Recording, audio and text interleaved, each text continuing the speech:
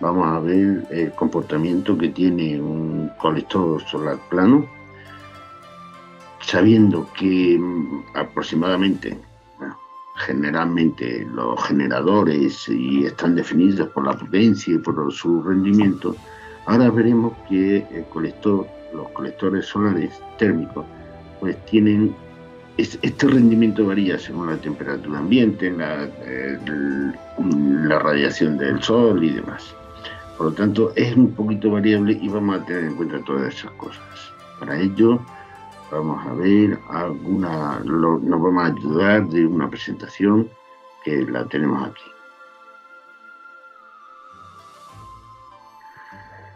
Bueno, lo primero que vemos es que un colector, como siempre hemos visto, el colector con el vidrio especial, la carcasa de aluminio, la superficie de absorción, superficie colectora, que es lo que normalmente nos va a interesar, y los tubos de cobre que están unidos a la superficie colectora para que el calor que le viene del sol caliente el fluido térmico que funciona, que pasa por los tubos de cobre.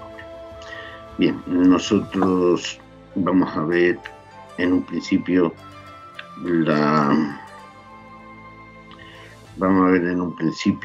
lo que sería un corte transversal del colector, y vamos a ver las áreas que nos dicen los fabricantes y las áreas en las que se debe hacer el ensayo para calcular el rendimiento de un colector.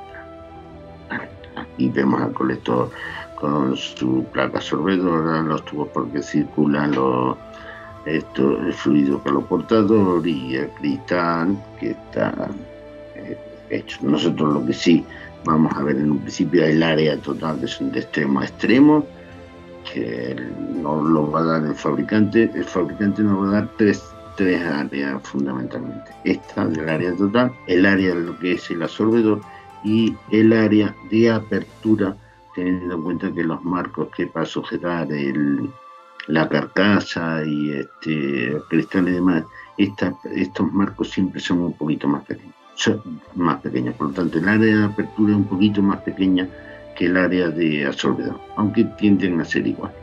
Y la norma UNE nos dice que los fabricantes nos tienen que dar las características del rendimiento o el cálculo del rendimiento lo tenemos que hacer según el área del absorbedor. Ya veremos que este área es el que nos vienen las características técnicas de cada uno de las que nos dicen los fabricantes. Bien, vamos a fijarnos en un corte del colector solar. En un corte del colector solar vemos lo que sería el cristal, lo teníamos. Nosotros podemos ver lo que es el cristal, los tubos de fluido caloportador, donde está la placa absorbedora de todo calor que está unido, pues aquí lo consideramos. Este sería el aislante térmico y bueno, pues aquí representaríamos lo que está en la carcasa. Bien, tenemos en un principio que nos viene el sol con una irradiancia, con una potencia solar, y esa irradiancia, esa potencia atraviesa el cristal y se tendría que calentar lo que sería el colector solar.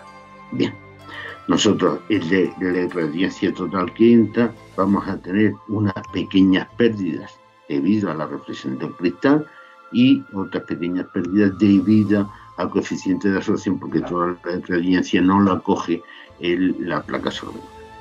Y voy a tener no pérdidas, sino lo que a mí me va a interesar en un principio es la irradiancia útil GU que voy a utilizar para calentar el fluido que lo porta.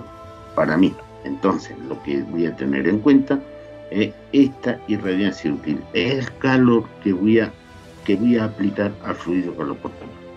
Del calor que aplico al fluido caloportador, este fluido se va a calentar. Va a haber una diferencia de temperatura del ambiente al fluido.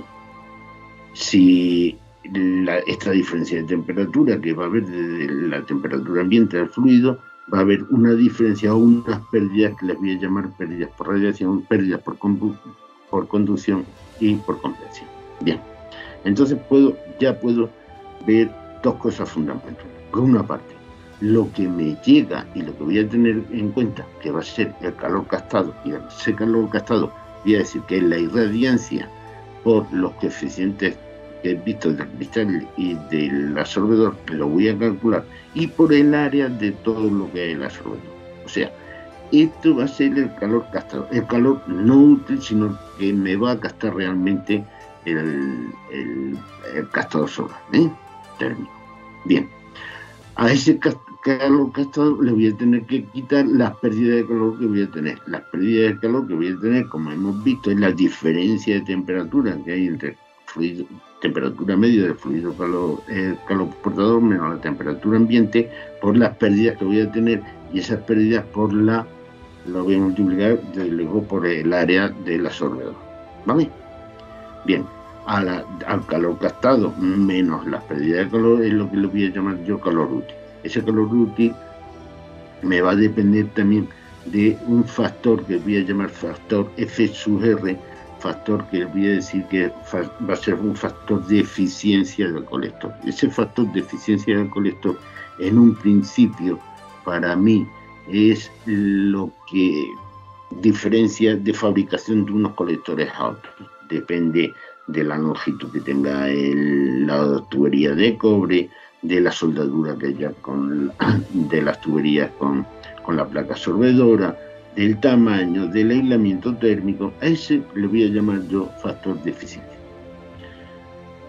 del colector. Bueno, pues en resumen, lo que sí vamos a ver va a ser el rendimiento. El rendimiento va a ser el calor útil que tengo dividido por el calor teórico que me llegaría, o el calor teórico que me llega a mí al colector, al captador o al colector solar, ¿no?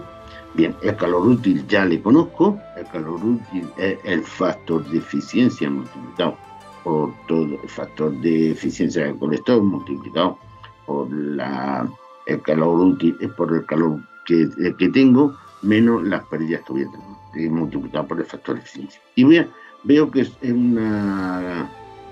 es una ecuación, por decirlo así, de primer grado, una ecuación lineal, y que se compone de dos factores, ¿no? El factor que le voy a decir de eficiencia óptima, en un principio voy a decir factor de eficiencia óptima, y lo siguiente va a ser el factor o coeficiente global de pérdida. Y esto, la temperatura menos la temperatura ambiente partido por la irradiancia, me da es una variable. Va a ser teóricamente variable y me va a depender en cada momento de lo que tenga el captador solar en cada momento y en cada sitio que tenga.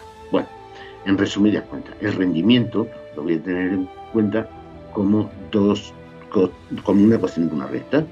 Primer término y pendiente casus 1 por el segundo. Bien, bueno, pues esta ecuación de la recta, el primer término que hemos visto, que es debida a la óptica que voy a tener en el captador, le voy a llamar pérdidas o rendimiento óptico, y este caso 1 voy a decirle que son las pérdidas de estos lineales que voy a tener en el captador. Las pérdidas lineales, que son realmente la pendiente de esta recta. La ecuación de la recta es pendiente de esta recta. La pendiente de esta recta, con esto ya sabría yo en cada momento y en cada lugar calcular el rendimiento que voy a tener, y en cada mes el rendimiento que voy a tener del captador. Digo, porque en cada mes voy a saber más o menos la temperatura ambiente, la temperatura que yo quiero alcanzar con el panel solar, y la irradiancia que voy a tener más o menos cada mes, ¿no? Todo esto cada mes en un lugar localizado, o donde yo vaya a poner el colector, pues voy a saber en cada momento el rendimiento, en cada mes que voy a tener el rendimiento.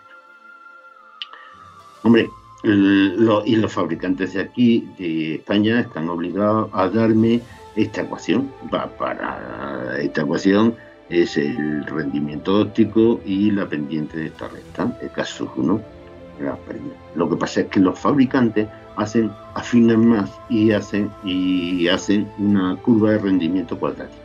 Es ajustar la recta por el mismo cuadrado que me da una curva con mejores características, y puedo calcular mejor el rendimiento y afinar más el rendimiento. Y los fabricantes me dan para calcular esta curva, ¿no? Me dan los valores para calcular esta curva, me dan el rendimiento óptico, la K1 y la K2, ¿eh? Y yo puedo calcular en cada momento y en cada sitio y comparar además un captador solar con respecto a otro captador solar. Aunque vuelvo a decir que aquí todos los fabricantes en sus características técnicas me van a dar los 3 coeficientes, pero aquí en España solamente es exigible los 2 primeros. Vemos que las características que nos van a dar los fabricantes, veo un fabricante normal y corriente, aunque para que quitar unas poquitas más de dudas, puedo decir el número veo que me pone aquí el número de tubo de vacío porque he cogido las características técnicas de un fabricante de tubos de vacío, para ver que es igual, coger las características que me dan, es lo mismo para paneles planos que de tubos de vacío.